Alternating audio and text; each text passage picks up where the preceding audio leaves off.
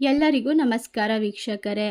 ಇದೇ ಒಂದು ಫೆಬ್ರವರಿ 1ನೇ ತಾರೀಕು ಬಹಳ ವಿಶೇಷವಾಗಿರುವ ಶಕ್ತಿಶಾಲಿಯಾಗಿರುವ ಭರತ ಹುಣ್ಣಿಮೆ.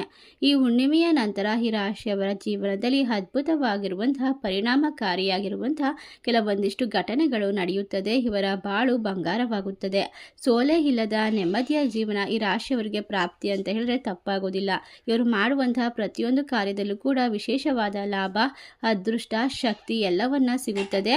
ಅಷ್ಟೇ ಅಲ್ಲದೆ ಇವರಿಗೆ ಸಂಪೂರ್ಣವಾಗಿ ಮಹಾಶಿವನ ಆಶೀರ್ವಾದ, ಅನುಗ್ರಹ ಜೀವನದ ಕಷ್ಟಗಳನ್ನೆಲ್ಲ ದೂರ ಮಾಡುತ್ತೆ. ಇವರು ಹಿಂದೆ ಸರಿದಿದ್ದಂತಹ ಅನೇಕ ರೀತಿಯ ವಿಷಯಗಳನ್ನು ಈಗ ಸಾಧಿಸಲು ಸಂಪೂರ್ಣವಾಗಿ ಸಿದ್ಧರಾಗಿರ್ತಾರೆ, ಸಮರ್ಥರಾಗಿರ್ತಾರೆ. ಹಾಗಾದರೆ ಯಾವ ರಾಶಿಯವರಿಗೆ ಹೆಚ್ಚಿನ ಅತ್ಯಂತ ಶುಭ ಫಲ ಹಾಗೂ ಲಾಭ ದೊರೆಯುತ್ತೆ ಎಂಬ ಸಂಪೂರ್ಣವಾದ ವಿಶೇಷವಾದ ಮಾಹಿತಿಯನ್ನು ನೋಡ್ತಾ ಹೋಗೋಣ. ಅದಕ್ಕೂ ಮುನ್ನ ನೀವು ಕೂಡ ದೇವರು ಹಾಗೂ ಜ್ಯೋತಿಷ ಶಾಸ್ತ್ರವನ್ನು ನಂಬೋದಾದರೆ ಈಗಲೇ ವಿಡಿಯೋಗೆ ಒಂದು ಲೈಕ್ ಕೊಟ್ಟು ತಪ್ಪದೆ ನಮ್ಮ ಚಾನಲ್ನ ಸಬ್ಸ್ಕ್ರೈಬ್ ಮಾಡಿ, ಹಾಗೆ ಪಕ್ಕದಲ್ಲಿ ಇರುವಂಥ ಬೆಲ್ ಐಕನ್ನ ಪ್ರೆಸ್ ಮಾಡಿ. ಹೌದು, ಈ ರಾಶಿ ಚಕ್ರದಲ್ಲಿ ಇರ್ತಕ್ಕಂತಹ ಜನರಿಗೆ ಈ ಸಮಯ ಅದ್ಭುತವಾಗಿರುವಂತಹ ವಿಶೇಷವಾದ ಸುಸಂದರ್ಭವಾದ್ದರಿಂದ ಈ ರಾಶಿಯವರು ಯಾವುದೇ ಒಂದು ಕೆಲಸ, ಕಾರ್ಯ, ವ್ಯಾಪಾರ, ವ್ಯವಹಾರ ಮಾಡಿದರೂ ಕೂಡ ಅದ್ಭುತವಾದ ಲಾಭವನ್ನ ಕಂಡುಕೊಳ್ತಾರೆ. ಕಷ್ಟಗಳಿಂದ ಸಂಪೂರ್ಣವಾಗಿ ಪರಿಹಾರವನ್ನ ಪಡೆದುಕೊಳ್ತಾರೆ. ಇಷ್ಟೆಲ್ಲ ಅದೃಷ್ಟ ಲಾಭವನ್ನ ಕಂಡುಕೊಳ್ಳುವಂತಹ ಅತ್ಯಂತ ವಿಶೇಷವಾದ ಮೊದಲನೇ ರಾಶಿ ಯಾವುದು ಅಂತ ನೋಡೋದಾದ್ರೆ ಮೇಷರಾಶಿ.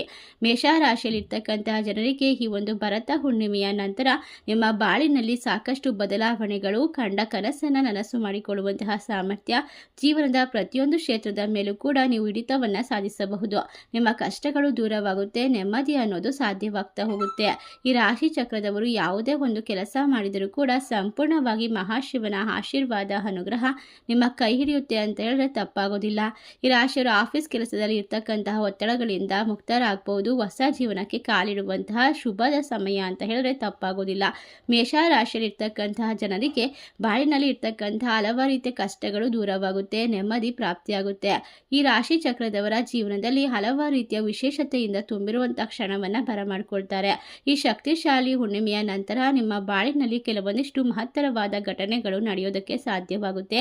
ಮಹಾಶಿವನ ಸಂಪೂರ್ಣವಾದ ಅನುಗ್ರಹಕ್ಕೋಸ್ಕರ ಈ ರಾಶಿಯವರು ಹುಣ್ಣಿಮೆಯ ದಿನ ಬಿಲ್ವಪತ್ರೆಯಿಂದ ಮಹಾಶಿವನಿಗೆ ಅರ್ಚನೆ ಮಾಡಿಸೋದ್ರಿಂದ ಖಂಡಿತವಾಗಿ ನಿಮ್ಮ ಮನಸ್ಸಿನಲ್ಲಿ ಇರ್ತಕ್ಕಂಥ ಆಸೆ, ಕನಸುಗಳನ್ನು ನೆರವೇರಿಸಿಕೊಳ್ಬಹುದು. ಆದಷ್ಟು ಬೇಗ ಶ್ರೀಮಂತಿಕೆ ಯೋಗವನ್ನು ಬರಮಾಡ್ಕೊಳ್ತೀರಾ.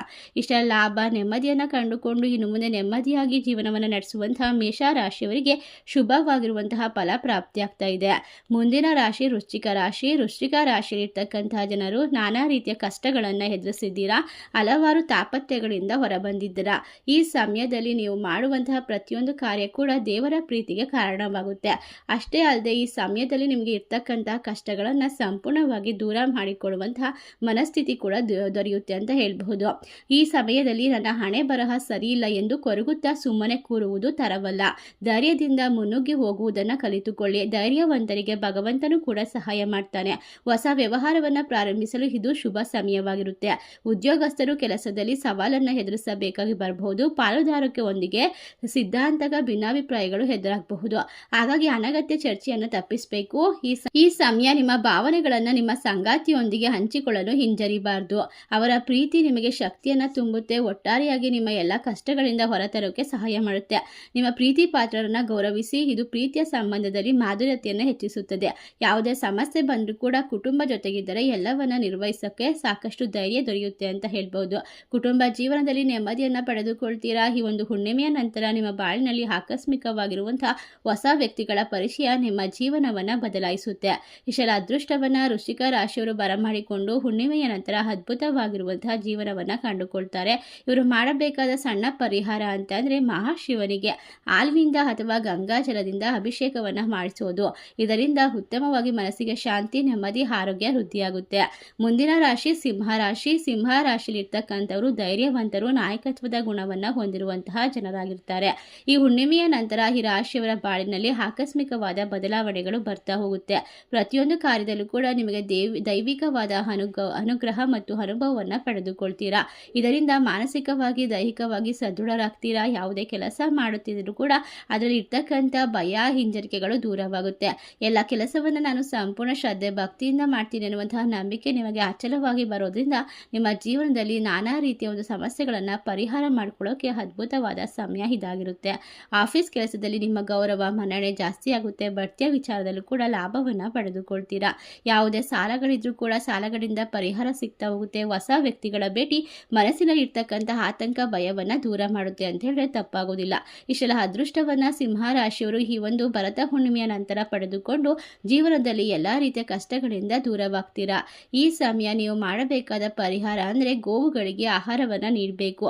ಅಂದರೆ ಬಾಳೆಹಣ್ಣು ಅಥವಾ ಹಸಿರು ತರಕಾರಿಯನ್ನು ನೀಡಿ ನೀವು ಪೂಜೆಯನ್ನು ಸಲ್ಲಿಸೋದ್ರಿಂದ ಖಂಡಿತವಾಗಿ ಹುಣ್ಣಿಮೆಯಿಂದ ನಿಮ್ಮ ಬಾಳಿನಲ್ಲಿ ಮಹತ್ತರವಾದ ಬದಲಾವಣೆಗೆ ಸಾಧ್ಯವಾಗ್ತಾ ಹೋಗುತ್ತೆ. ಕೊನೆಯದಾಗಿ ಮುಂದಿನದಾಗಿ ರಾಶಿ ಅಂದರೆ ಮಕರ ರಾಶಿ. ಮಕರ ರಾಶಿ ಚಕ್ರದವರಿಗೆ ಈ ಸಮಯ ಅದ್ಭುತವಾದ ಪರಿವರ್ತನೆಯ ಸಮಯವಾಗಿದೆ. ಯಾವ ರೀತಿ ಚಂದ್ರನು ವಿಶೇಷವಾಗಿ ರಾಶಿಯವರಿಗೆ ಶಕ್ತಿ ಧೈರ್ಯವನ್ನು ಕೊಡ್ತಾನೆ ಅಂತಂದರೆ ಹಳೆಯ ಕಷ್ಟಗಳನ್ನು ಮರೆತು ಹೋಗಿ ಹೊಸ ಜೀವನಕ್ಕೆ ಕಾಲಿಡುವಂತಹ ಮಹತ್ತರವಾದ ಸಮಯ. ನಿಮ್ಮ ಜೀವನದಲ್ಲಿ ಅದ್ಭುತಗಳು ನಡೆಯುತ್ತದೆ.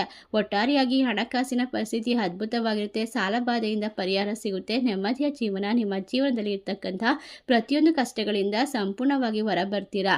ಅಷ್ಟೇ ಅಲ್ಲದೆ ಈ ರಾಶಿಯವರಿಗೆ ಒತ್ತಡ ಮುಕ್ತವಾದ ಜೀವನ ಅಂತ ಹೇಳಿದ್ರೆ ತಪ್ಪಾಗೋದಿಲ್ಲ. ನೀವು ಎಲ್ಲ ರೀತಿಯ ಕೆಲಸದಲ್ಲೂ ಕೂಡ ಲಕ್ಷ್ಮೀ ದೇವಿಯ ಅನುಗ್ರಹಕ್ಕೆ ಪಾತ್ರರಾಗ್ತೀರಾ ಅಂತ ಹೇಳ್ಬಹುದು. ಈ ಸಮಯ ನಿಮ್ಮ ದೊಡ್ಡ ದೊಡ್ಡ ಕನಸುಗಳು ಆಸೆಗಳನ್ನು ಕೂಡ ನನಸು ಮಾಡ್ಕೊಳ್ಬಹುದು. ಹೊಸ ವಾಹನ ಖರೀದಿ ಮಾಡ್ಬೋದು, ಮನೆಯನ್ನು ಖರೀದಿ ಮಾಡ್ಬೋದು. ಅಷ್ಟೇ ಅಲ್ಲದೆ ವಿದ್ಯಾರ್ಥಿಗಳಿಗೂ ಸಹ ಈ ಸಮಯ ಅತ್ಯಂತ ಸೂಕ್ತವಾಗಿದೆ ಮತ್ತು ಪ್ರಬಲವಾಗಿರುತ್ತದೆ. ಈ ರಾಶಿ ಚಕ್ರದ ಜನರಿಗೆ ಇನ್ನು ಮುಂದೆ ಎಲ್ಲ ಕನಸುಗಳು ಸಂಪೂರ್ಣವಾಗಿ ನನಸಾಗುತ್ತೆ. ನಿಮ್ಮ ಆಸೆಗಳಿಂದ ಸಂಪೂರ್ಣವಾಗಿ ಪರಿಹಾರವನ್ನು ಪಡೆದುಕೊಳ್ತೀರಾ. ಅಂತ ಅಂದರೆ ನಿಮ್ಮ ಆಸೆಗಳು ಯಾವ ರೀತಿ ಇರುತ್ತೋ ಅದನ್ನು ನನಸು ಮಾಡಿಕೊಳ್ಳೋ ಕಡೆ ನಿಮ್ಮ ಹೆಜ್ಜೆ ಸದೃಢವಾಗುತ್ತೆ. ಇಷ್ಟೆಲ್ಲ ಅದೃಷ್ಟವನ್ನು ಲಾಭವನ್ನು ಬರಮಾಡಿಕೊಂಡು ಇದೇ ಒಂದು ಫೆಬ್ರವರಿ 1ನೇ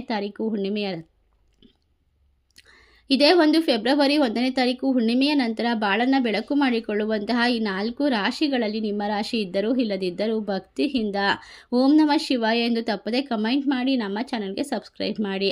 ಸರ್ವೇ ಜನ ಸುಖಿನೋ ಭವಂತು. ಧನ್ಯವಾದಗಳು.